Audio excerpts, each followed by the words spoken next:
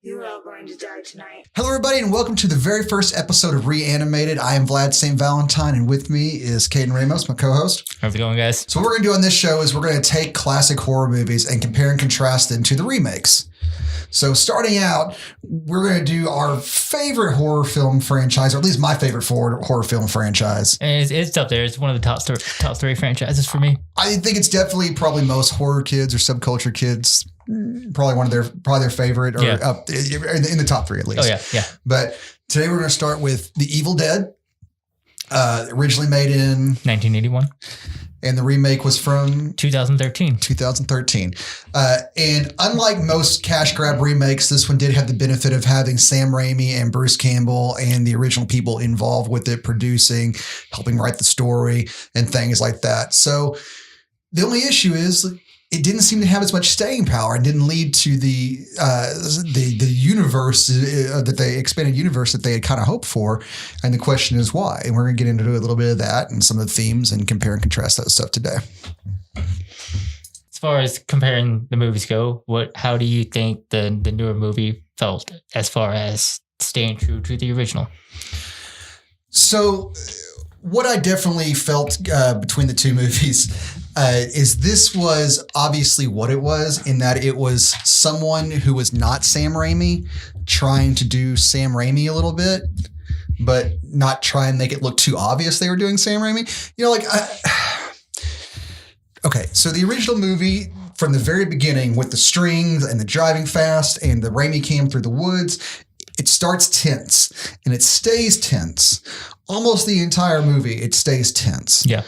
And the Dutch angles, it makes it stressful, like it's a stress on your psyche. And that's what those isolated moments in the cabins, you know, with all the Dutch angles and weird angles in the house kind of coming to life, and bleeding blood in this one, and in Evil Dead 2 and everything else comes to life. It's the break in the psyche, and it's tense. And in the only moment of levity in the entire original film, or the moment when the tension breaks, like even in the romance scene where he gives her the necklace, they're doing those uptight, close, the eyes, tense eye shots over like romantic strings. Like even the camera work stays tense. Only at the end, right before we get the last stinger, you know, with the camera hitting him from behind, when he goes outside and he sees the sun, it's the only time that lets up, and it only lasts like that long. This movie, or the original, or the remake, the 2013 remake, I say remake, it's a soft reboot, really, because it's supposed to they wanted it to exist in the same universe with it's a retelling of the same story. Yeah, we'll get into that, but it was it felt like a Blumhouse movie. It felt like Blumhouse's Evil Dead. So like, there was no tense Dutch angles. There wasn't that same cinematography that's Sam Raimi, which I get. I guess if you're the director going into this and you're not Sam Raimi, you're like, I maybe do a little bit of that as a tribute, but I don't want that to be my thing. Yeah. But the whole thing felt very ominous and brooding as opposed to tense. There's a different feeling to it, and it felt much more like a Blumhouse production. We even got the initial, jump scare with the cat when they first come to the new, or the old decrepit cabins. And, the old family cabin in this one, not someplace they rented, but it definitely has a different feel to it. And I don't know that that's to its this thing has a lot to its credit. The remake does, compared to the original, as much as we look at it with rose tinted glasses because it's a classic.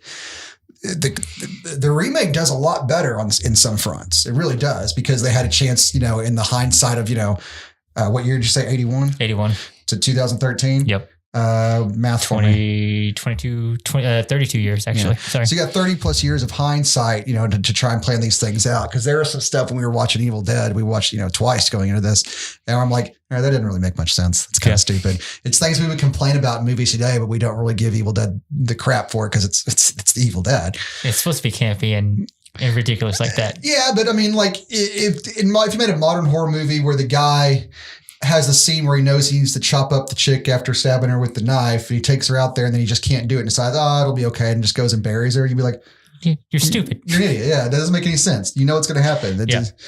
It's a complete drop in logic. But we let this get away with it, whereas we don't let a lot of newer movies get away with it. So let's just be fair.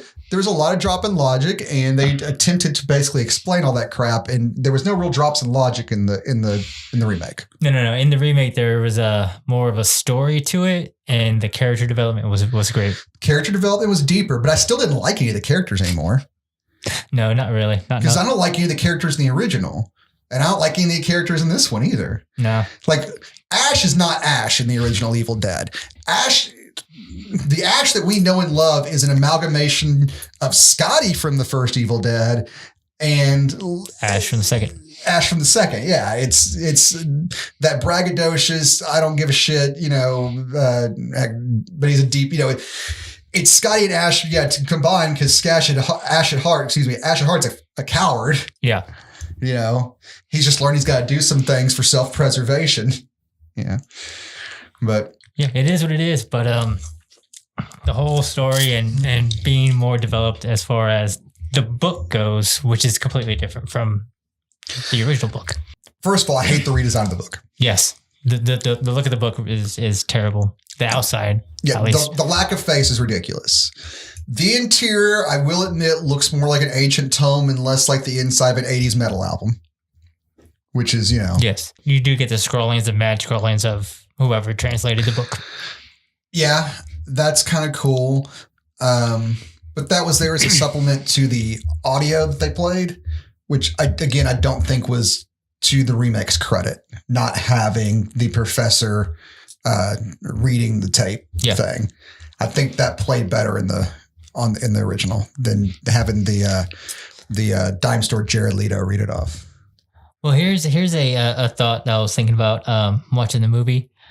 Considering that it's in the same universe, what if it's a secondary book, kind of like these multiple different puzzle boxes in Hellraiser? Well, we've established I don't remember if it's in the comics or if it's in the Ash versus the Evil Dead TV show that there are multiple copies of the book.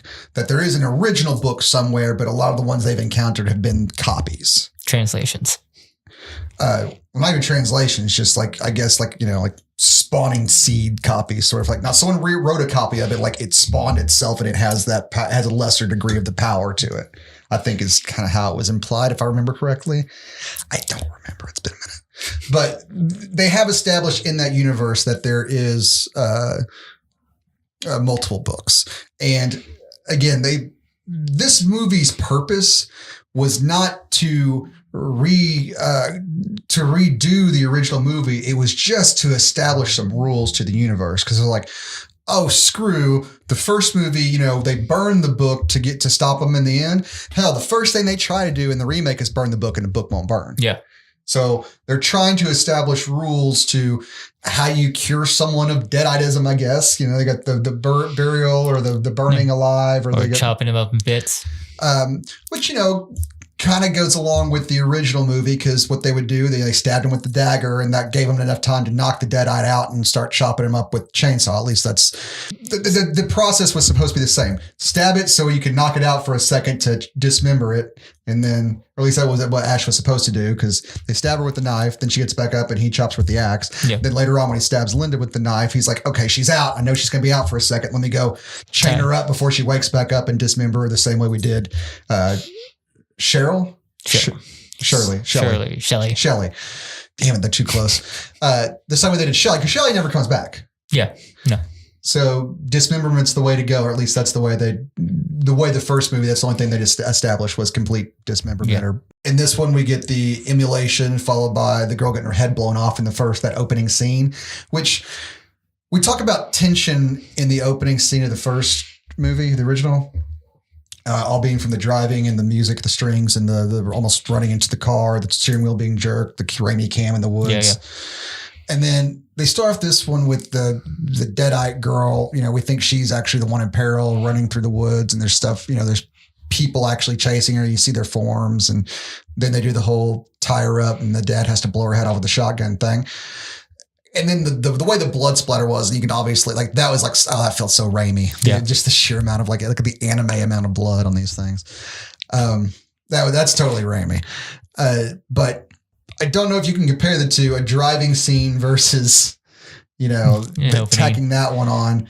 An opening ritual. Yeah, I don't know if I like it better or not. I think it just kind of was. I think it was them getting to stroke it a little bit because they had the budget now and they could do it. And, that way they can be like, all right, let's show why there's all these dead animals and there's all this crap in the basement. This is what happened beforehand. But sometimes it's better not to tell, and it's weird because they found this cabin in the wood that belonged to Mia and David's family.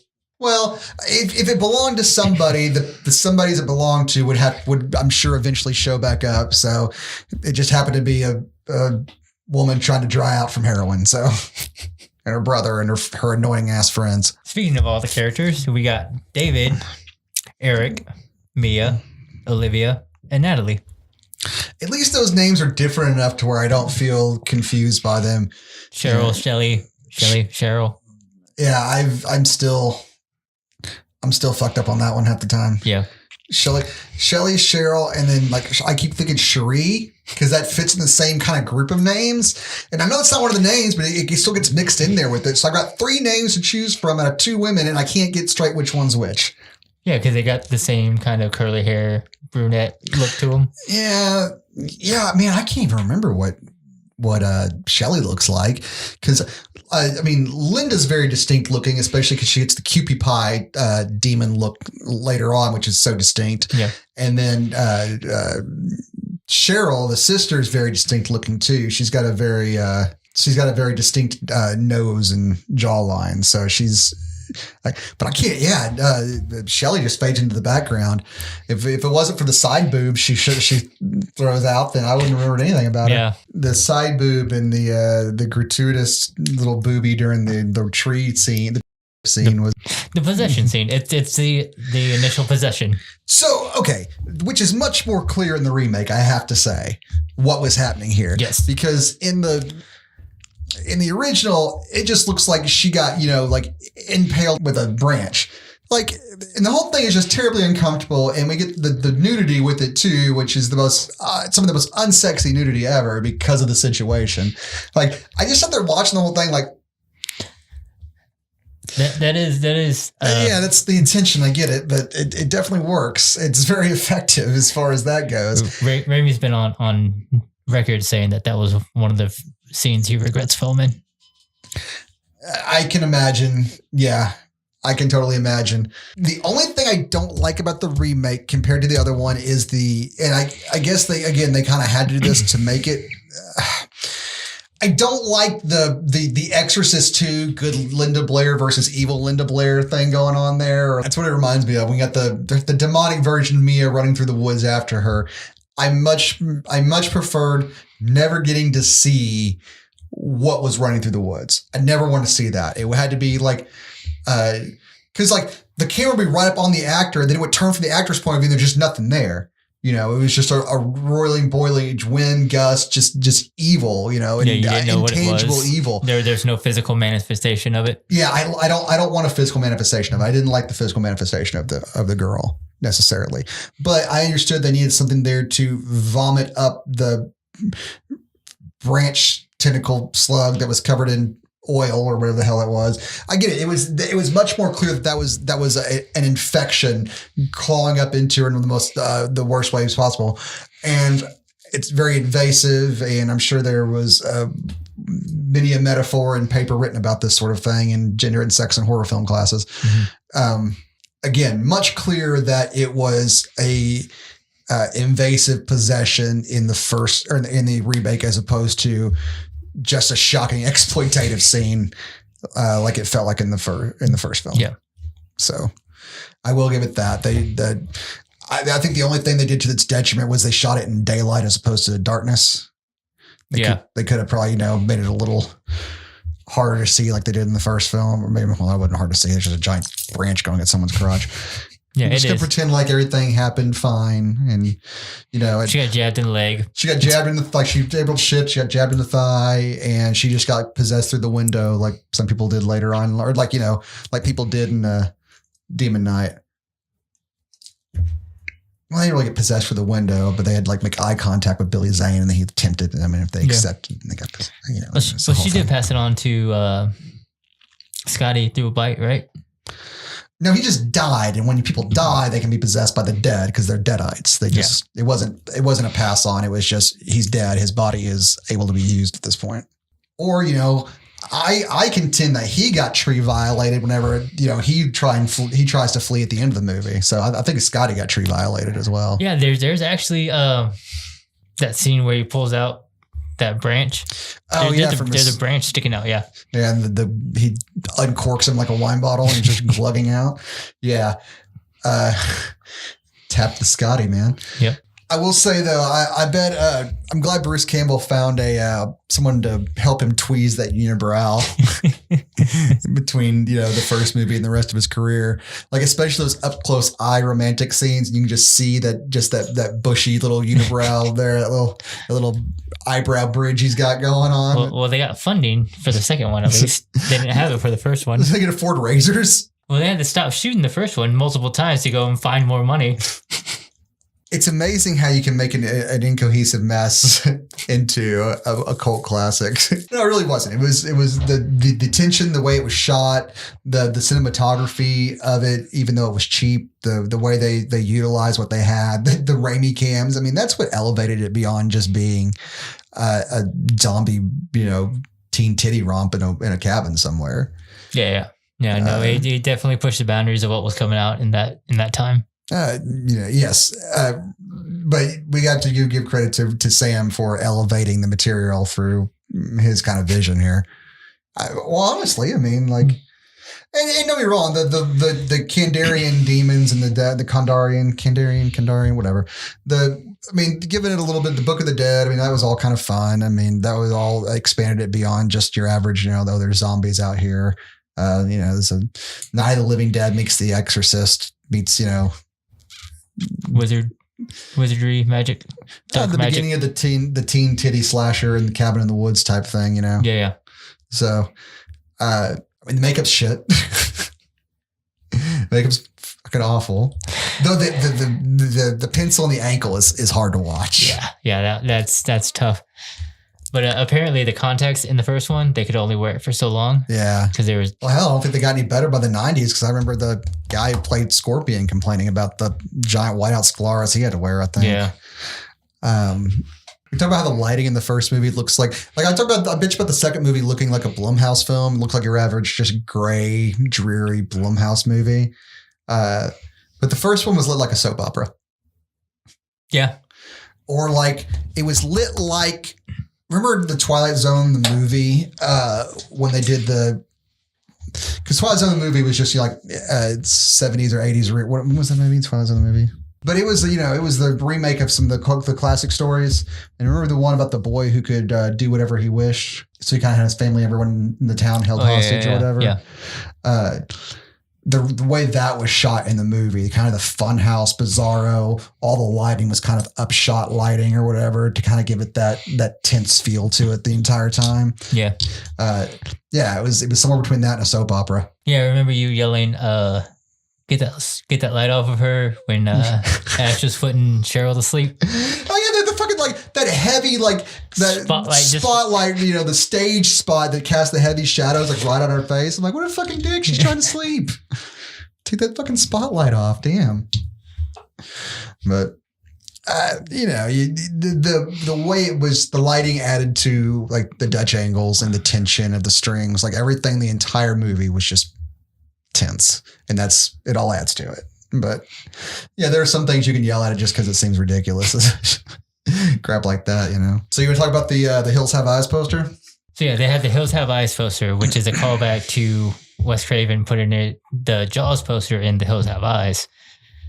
So as if to say everything happening here is scarier than what happened in Jaws. They're doing the same thing, which Wes Craven will respond with by having Johnny Depp watch The Evil Dead. In Nightmare on Elm Street. Yeah, when he gets killed during Nightmare on Elm Street. So, and then every season turn. The return from that is Freddy's glove is in Evil Dead 2. Oh, is it really? Yeah. Where's it at? It's on one of the walls. Oh, before he chops up the girlfriend or whatever. Yeah, in the slaughterhouse. It's hanging up on the door. The claymation dance scene in the moon. Yeah, you know what I would be okay with, we talked about tone earlier, and that's one of the things that we kind of skipped over, was that this movie, to its detriment, again, lacks the humor and tone of the original franchise. And that extends to, when was the TV show was after this movie, wasn't it? Ash vs. Evil Dead came out in 2015. All right. And there is a bumper at the end of this movie with Ash's face, groovy. And you'd said that they had originally wanted to shoot a scene with him being the guy in the truck who kind of picks him up or whatever. Yeah. Fede Alvarez, he was going to, spoilers, sorry, at the end of the movie, be the one driving up after the end credits and have it upon Mia and save her. And that's how they get connected. Which, Mia not being in the TV show afterwards, they kind of, I guess, abandoned that. But I really hate the new Necronomicon.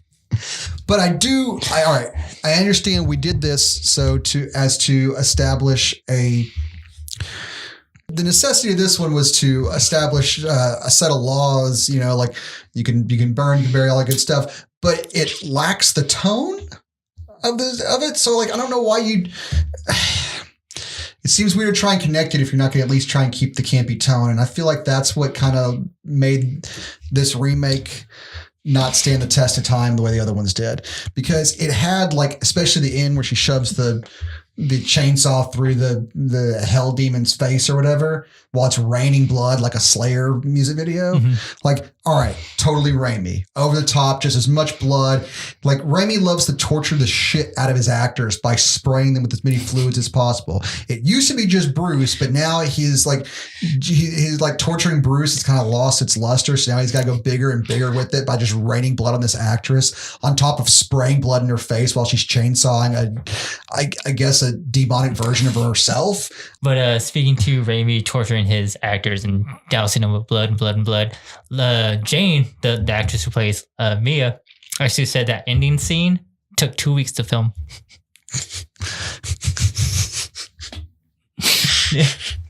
Her skin was probably stained by the time they were done with it. It probably took weeks where she wasn't just like red all the time. Alvarez, the director, said that ending scene, I guess the 2 weeks that they used to film it, they used 50,000 gallons of fake blood. You're going to have to look up if that's more blood than was used in Dead Alive, because up to that point, I think Dead Alive was the most amount of blood in a movie. According to an article on bloodydisgusting.com, Evil Dead 2013 shattered the fake blood record for a film. The previous record was held by Dead or Alive, which used 1,000 gallons. Dead Alive. Wow, it was 1,000 gallons versus what? 50,000 for just 50,000 for just the end scene. The 2 weeks of Raining Blood, the 2 week long Slayer song. All right. There we go. Wow. All right. I feel a little proud of us for just knowing that, though. Yeah. I mean, we had to look it up and confirm it because we're not going to, we're not going to not do our research, ladies and gentlemen. Come on, we have a responsibility here. So talk about something in comparison. Another thing that I did like better in the original, though, was the bridge out. The bridge out in the original, those metal bars being curled up like a claw holding them in was so iconic. And this is just flooded out. There ain't nothing there. Yeah, it's raining, just torrents and torrents of rain. And I would have really loved to have seen that visualization with a budget of that clawed up steel beam bridge, and we got nothing. Yeah, that was a little disappointing there, guys. I'm not going to lie. And like, you bothered to bring back the fucking necklace. You know what I mean? It's the same circle necklace. This one's just wooden because it's, some hippie BS that his sister's into. And his sister tears it up and he goes and picks it up, and then we don't see it again after that, do we? No. It's just gone from the film. No. We see it at the end, but... Do we? Oh, yeah, she picks it up and puts it in her pocket. Yeah. But still doesn't save the day the way the other one did. Yeah, no, but it's still laid out in the skull shape. Oh, is it really? Yeah. The same way it was before? Same way in 1 and 2. Gotcha. Okay, I retract what I said about it being not brought up again, but they bothered to bring that up as far as, a bit of iconography goes, but you can't give me the bridge. Yeah, and it's weird, too, because she does break it. You can hear her snap it and pieces fall on it, and then later on in the movie... when she picks it back up at the end, it's completely fine. I guess we're going to assume that when he picked it up, he repaired it. He's a mechanic who can make a homemade MacGyver defibrillator and repair small jewelry. The man is very talented. He did have a job in Chicago in that auto shop. Yeah. That kept him from visiting his mother as she was dying. Yeah, that's true. That is true. That those Chicago auto shops, man. Yeah. Again, I think that they've had, with 30 years of hindsight, an attempt or a chance to solidify these kind of rules, which didn't really matter to us beforehand. And I think that was probably one of the main reasons they wanted to do this movie too. It's like, all right, we've done all this in comic books and in the sequels, and we've established all these things. Let's solidify and modify and update it, and then we'll go forward with this set of laws. Well, like we said before, they wanted to make this into a cinematic universe, with Marvel doing so well in doing that, so they had to establish the rules. They were going to make the sequels, and then they were going to tie Ash into it, and TV shows and things of that nature. Yeah, there's supposed to be, in total, the plan was for 7 films. Oh, good gosh. You got the 3 original with Ash, and then you got the 3 new ones, and then the 7th movie was supposed to be Ash and whoever they're supposed to have, which was, I guess, Mia. I don't know if they were going to continue that line, but yeah, it's funny that Mia gets to basically be Linda and Ash.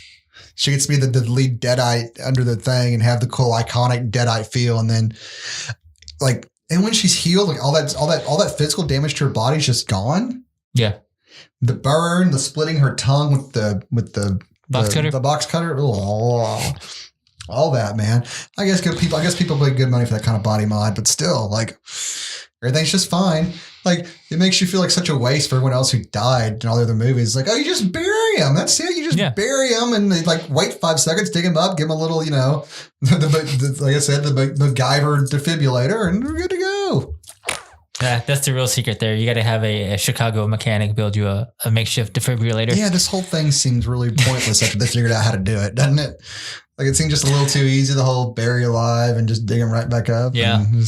I realized why they did it. It's so there was an easy out that got this girl to be the hero at the end, where they can carry her on. She even has her hand ripped off so they can make her the next, the girl Ash.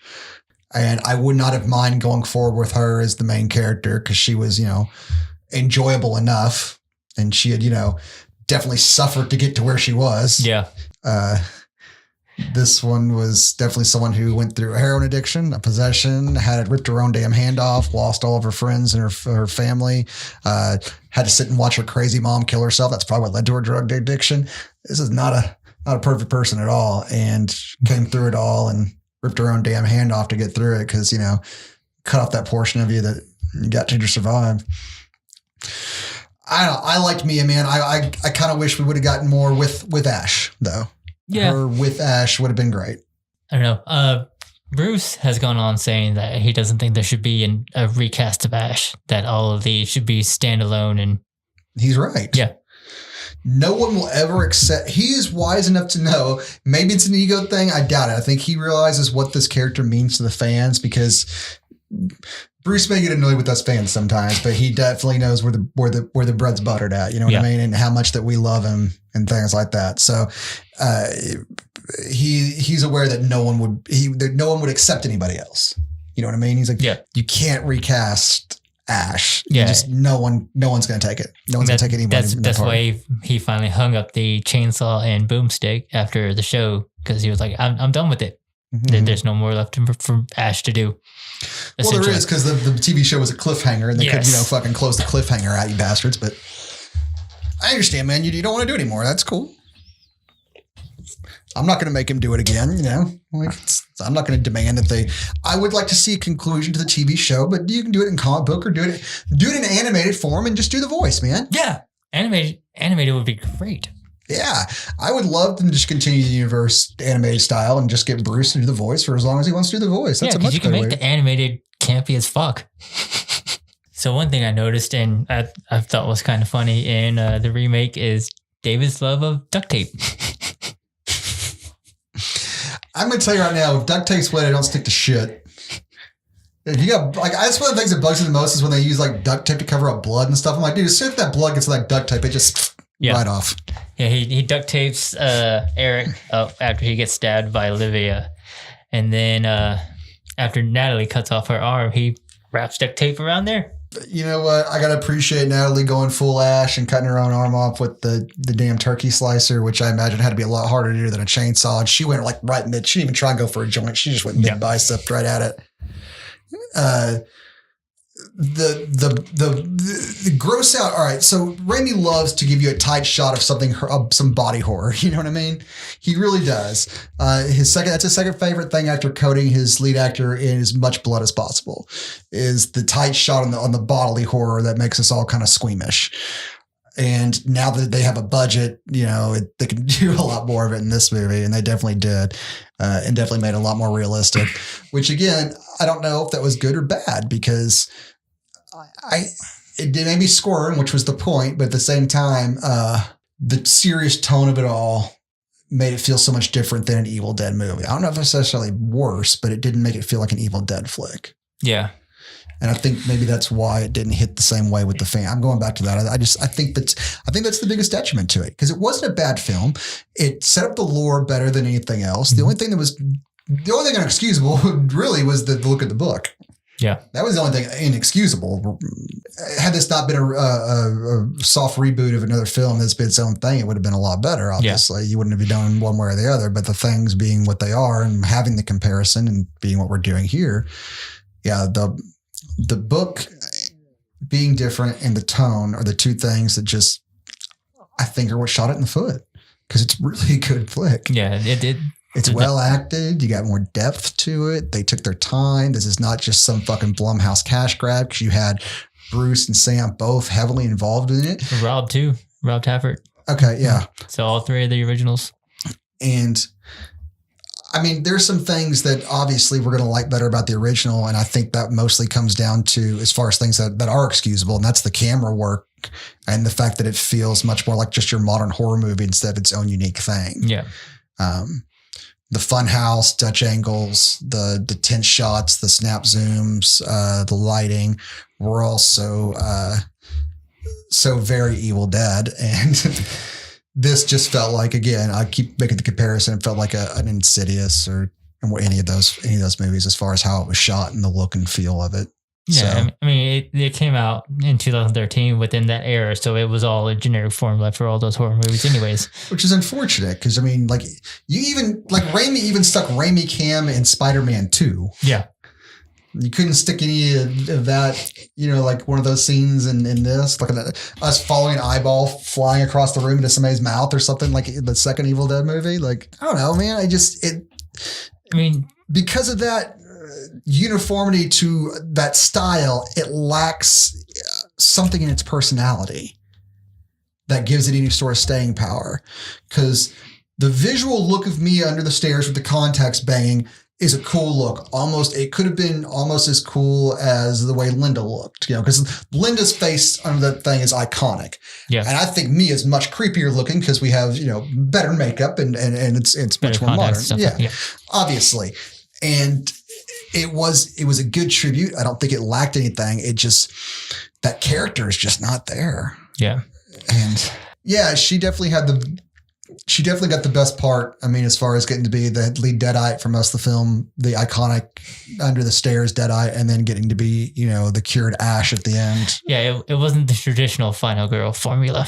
No, it definitely wasn't. And it was, which is great because I definitely liked her from the beginning much more than anybody else in that damn set. So I was going to suck if her wet blanket ass brother was going to be the one who survived this thing. Yeah. Damn, he was boring.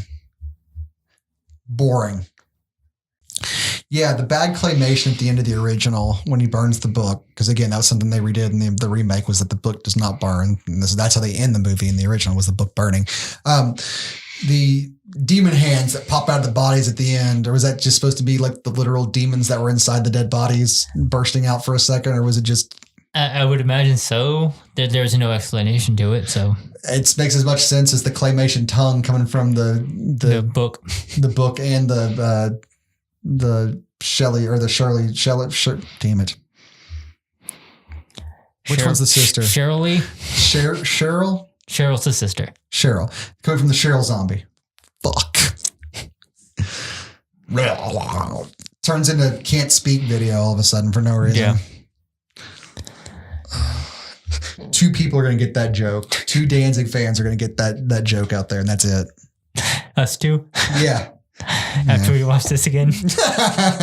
So I've got my notes like what was the point of the dog? And I get the point of the dog was to have the dog uncover the cellar door, and because immediately afterwards he's not on film and just gets killed off, behind the scenes. And it does spur the brother to confront the sister and kick open the door while she's, taking a shower. Boiling to death. Yeah, which they wouldn't have done otherwise. He's got no reason to do that, but he's pissed off at her.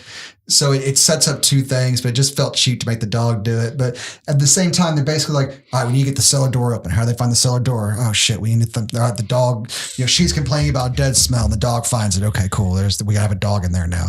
Like, just kind of felt cheap and emotional thing when the dog dies later. It's like, oh, you bastards. Yeah. You introduced him just to kill him off screen later, you sons of bitches. I mean, to be fair, they were going to be there for 3 days, what the plan was. So would you leave your dog by itself for 3 days? No. I'm just, you could have, they didn't have to write the fact that they owned a dog into the script. That's fair. They had to have these things in there because we wanted to eliminate the magical element of the door just blowing open for no reason. Because the door blows open before the Deadites are even awoken. So what causes the door to blow open? There's some inconsistencies in the first movie we just go with because creepy movie. Or you could just say the first movie, since we got the Raimi cam of evil when they're driving in the opening scene, the porch swing slamming against the side of the house and then stopping immediately when he grabs the keys. That's evidence that evil was already awake and basically never sleeps and just fucks with people. Yeah. And it pretends like there's rules and laws, but really it's just fucking with people. Again, I guess that I think this was one of those, okay, we've changed how it works in every movie. Let's make another movie to establish some damn rules here and fix them the way they should be. Although the burial thing, I guess it felt clever, but it ultimately felt a little easy. Yeah.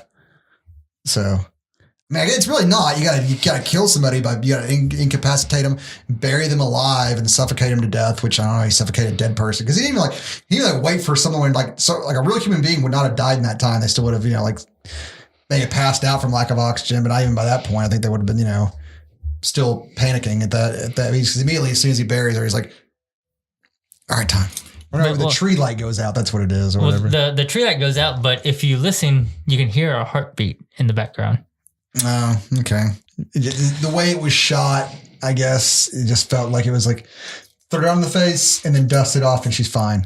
One of the few cool shots they had in this, because I was mostly just upset they didn't have the Dutch angles and the frantic following him around as he's running like from the front door to the back door, or the one that starts from like upside down and then kind of goes over the top of Bruce Campbell's head and stuff. There's just some really cool shots. Yeah. They're memorable camera shots in this. And I got one for the remake, and that's, it's not even a cool camera shot because it's just a steady cam. It's just a cool image because it's Natalie coming up in the reflection of the old television, the old tube TV. Yeah. And that was cool. Better than that. Yeah. The shot like just a horror movie from the mid teens, whatever. I don't give a shit. Whenever they get together, it's a labor of love, and it shows. And the remake was a lot better than I think people remember it being. But I think, again, that missing tone just kind of divorced it from what we wanted, because everything else was there. Yeah, it was a great movie. It explained things better. You had deeper characters, and you cared about them enough, but not so much that you cared when you were heartbroken when they died. We got left with the best character who got to be the Deadite. So it kind of was a nice little swerve. It was, a nice subversion of expectations. Fuck you, Rian Johnson. We ended up with the right character. It was shot well, but we got no more because it just didn't have that Evil Dead tone. It didn't have that Army of Darkness, Evil Dead, that universe. It's a tone they developed over years, and I realize we're going to talk about the original one. The original one was supposed to be a straight up horror film, but that's gone, guys. Even the first one, even though it was a straight up horror film, had its camp to it, and you just leaned into it heavier and heavier each time, and we kept cheering you on, man. I think the only reason that the camp sold is Bruce himself and his faces. But he wasn't that. He was kind of boring in the original movie. Let's face it. Yeah, he was, but in the second and third. Yes, continue on. Yes, but you don't have to first of all, we don't need an Ash, but you do hire some actors that can pull a facial expression, and you just shoot some of the tense, wackier angles, and you have the Deadites have a little bit more of that humor, which, like you said, Mia almost captures. She's like, don't do it, you bitch. But it felt a little more aggressive and frantic than it did humorous. And I guess there surely be a way to have shot that same scene just slightly different and have it felt funnier, or at least, and less, or campier at least, instead of it less just serious and shocking. All right, so it's about homages to the original 3 movies. There's, I kind of felt like the scene with, was it David's the brother? Yeah, David's the brother. Where he's fighting one of them. I forget which one it is. It was when you go into the sub basement again. I think it's Mia. Is it Mia? It's Mia. Yeah, that's when they knock her out, isn't it? Yeah. And when Eric comes back from behind, knocks her out. Yeah, knocks her out, and that's when he takes her out and buries her. So yeah, that scene, the water pit fight though, reminded me, of course, of the water pit fight from Army of Darkness. So you have, we're remaking Evil Dead. You've got the cutting off your own arm from Evil Dead 2, and then you've got the water pit fight from Army of Darkness. So there's a little bit, from all these things in there. And the first beat, of course, is, when you see the book, and the book's laid out there on the table with the shotgun. Oh, and you have the little boomstick with the book. It's a nice little fan service iconography there. It would have been better if the book had looked cool, but, whatever. Going back to little things that... it really pays off if you have these movies memorized back and forth, the necklaces being similar shapes, and then the nursery rhyme that Linda just kind of starts mouthing off, to be creepy when she's the Linda Deadite becomes, a part of the, brother and sister's backstory and their history with their mom in the remake. So yeah, the mom used to sing the lullaby to him. So again, taking these little elements and expanding upon them and making something else out of them, which sometimes can be a little overstuffed and annoying, quite frankly. It's like Han Solo's dice in the Star Wars movie. So they were just a prop, and now they became a big deal. And that was really stupid and kind of annoying, especially because the dice was a thing between him and Khaleesi. And then later on, Luke gives Leia the dice at the end. It's like, hey, here's your ex-husband's dice that meant a lot to him and the other chick he used to bang. Obviously, he still cared about her because he kept him around forever. You enjoy that. Yeah. I'm going to go fight your nephew, or I'm going to go fight your son. I'm going to go fight your son and then die. So as far as the separate lores go between the books, we get always, it seemed to be in the Evil Dead universe. And I will say that, it was always until the TV shows, join us. The dead were always a kind of a giant hive mind sort of thing. Yeah, we are a legion type thing. Yeah, exactly. Not until the TV and then the TV show did we get, because this was first. Yes, we got references to him, and then the TV show we got. This movie refers to a him. He will awake and he is coming and yada, yada, yada. And then I guess we got the weird looking dude with the long, stupid hair, the demon from the Lucy Lawless's lover, from the TV show, and their sons are the ones they birthed. And I guess she was the first either sorceress or dead. I forgot what the hell she was the first something. But yeah, I'm not sure. I'd have to go and rewatch it again, which I wouldn't mind. Yeah, maybe we do after we've done it in this at some point. It was. I get that they're expanding the universe and the lore, and now they were trying to centralize it. So we had a central baddie. We have our BEG. Yeah, big evil guy. But I don't know. I kind of like the ominousness of it being Legion. There's no central head to cut off this snake. You can't stop it. You can't. You could never stop it. It kept coming. Yeah. Even if you stopped one, there's more coming. And, the threat would pop up again and again and again. And I like that better than there being a central bad guy. I like the idea of the dead just being Legion and just being the dead. And there's just nothing you can do about it. And potentially, eventually, you'll be part of it. Again, I like the remake. I like the idea of them establishing more lore. The rest of the characters who died were all wet blankets and they sucked, which, who cares? Because we got that kind of stayed true to the original too. Yeah.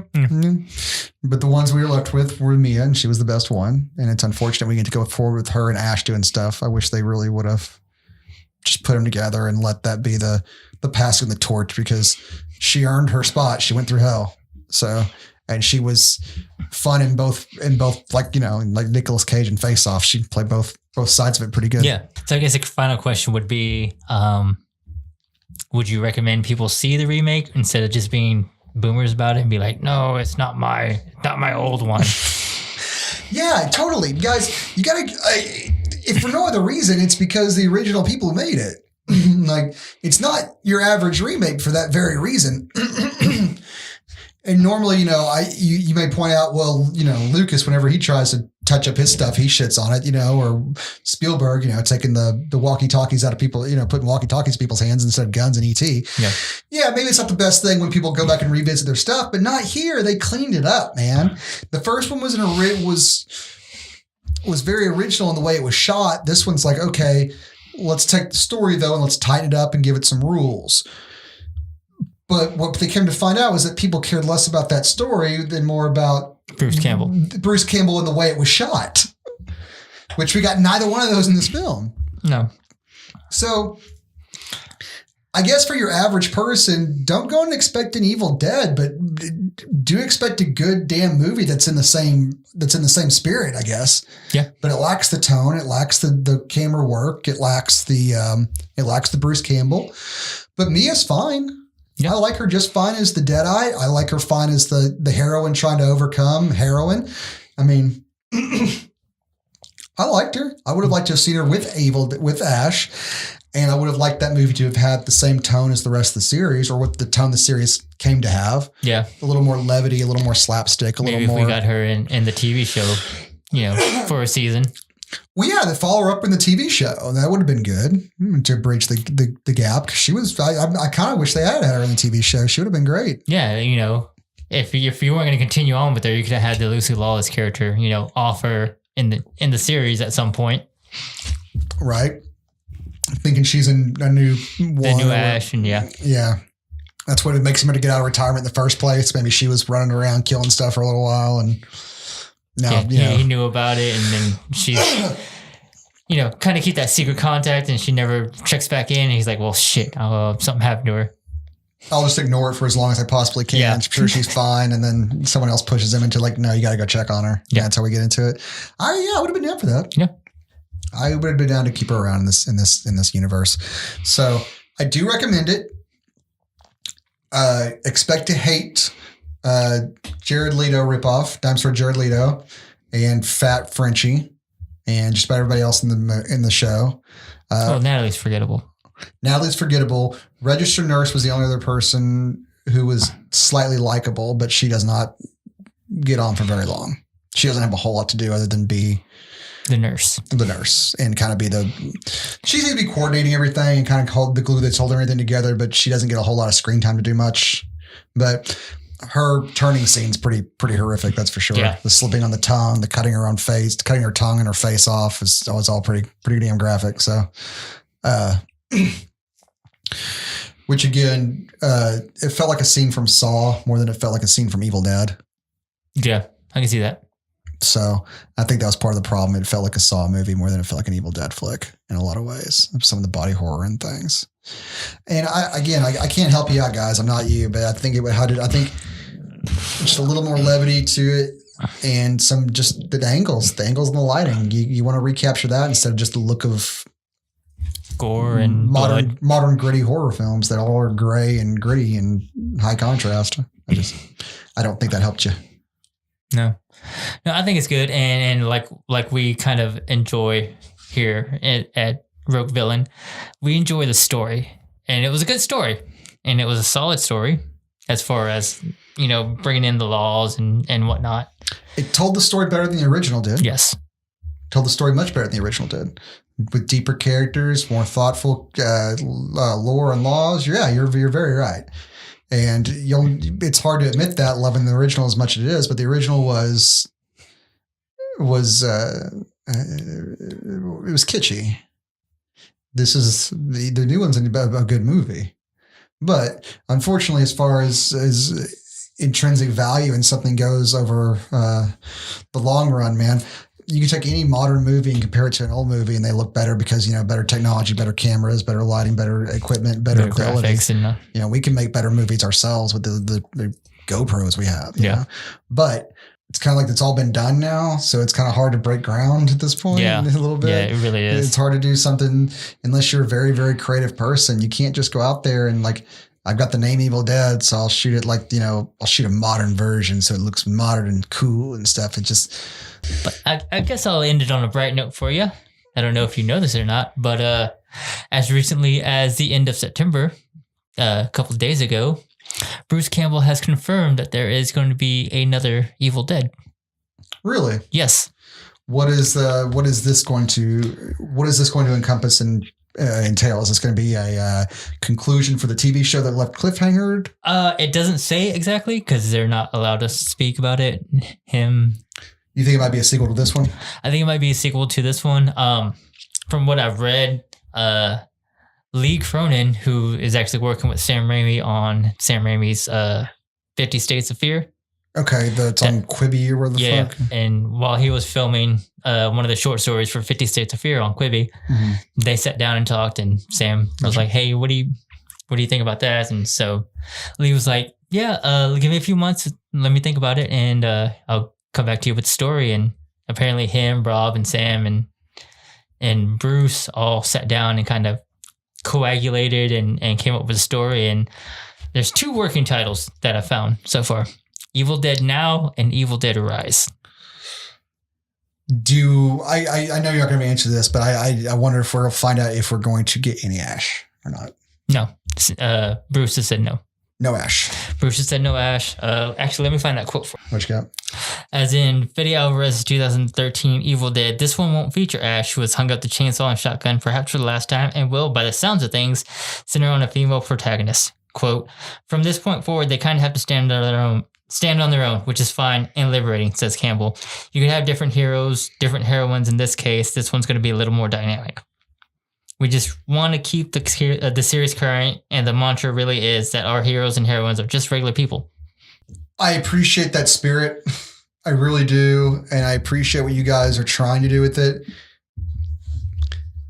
This is a show about a character, man. And it's Bruce Campbell that we love. It's not the Deadite stuff is fun around him. The way it's goofy and campy and slapstick, and the way that the zombies and the Deadites are unique to this series. But I don't think it's anything to hold itself up on its own without Bruce Campbell, without the Ash character. I liked this movie as a way to get the lore into it. And then we got the Ash thing at the end of it. If this had just been a straight up reboot and there wasn't any thought of adding the characters together, or they didn't have the Ash thing at the end of it or whatever, I wouldn't have liked it as much, because it's like, okay, yeah, it's a Blumhouse retelling of a good Sam Raimi movie. Yeah. Is what it would have ended up being, essentially. I'm not saying this takes the shine off of it now that we're not going to get the combined into it and Bruce is probably done. I just don't think that. I think you guys are going to run into the same thing. You may make something that's this good, just like this remake was, but people are going to care as much because it doesn't have Bruce Campbell, or isn't tied into his world, or he isn't there in some way. Like, I don't know, maybe you can put was it Carla? What's the sidekick's name of the TV show? What's his name again? Pablo. I mean, maybe have Pablo maybe come cameo or something. I think that would go along. Even if you just can't get Bruce to do it, I mean, that might go a long way to help at least. I don't know. I don't think that. I think you're going to run into the same thing over and over again if you don't have Bruce in these things and you keep trying to make them. Well, outside of that, I mean, the only thing that's even Lee has said, like, I can't really talk too much about it. This is the process that went through it. So Sam, Rob, Bruce, and Lee all sat down and was figuring out the story. Like, Lee brought them the original story, and then they just started collaborating on it, and that's how Sam was like, all right, cool. Yeah, I want you to do the next one. As news comes out, I guess we'll check into it and we'll see how it goes. Maybe we'll do an update on the channel if we find some more stuff out. Yeah. So yeah, the earliest that I found anything about it being confirmed was back in June of this year. Mm-hmm. And then, like I said, a couple of days ago on September 30th, there was another article that came out from Lee stating that, yes, he is working on a new Evil Dead. All right, guys. Thank you so much for joining us on this first episode of Reanimated. I hope you guys had fun comparing and contrasting with this. And if you want to, we are taking suggestions. Comment down below. Let us know which remakes you want us to do. We have a list of what we want to do. We got some lists, but if you want to see something else, holler at us. We'll definitely take it in consideration. Please like, subscribe, share us with people, and say hi to your mother for me.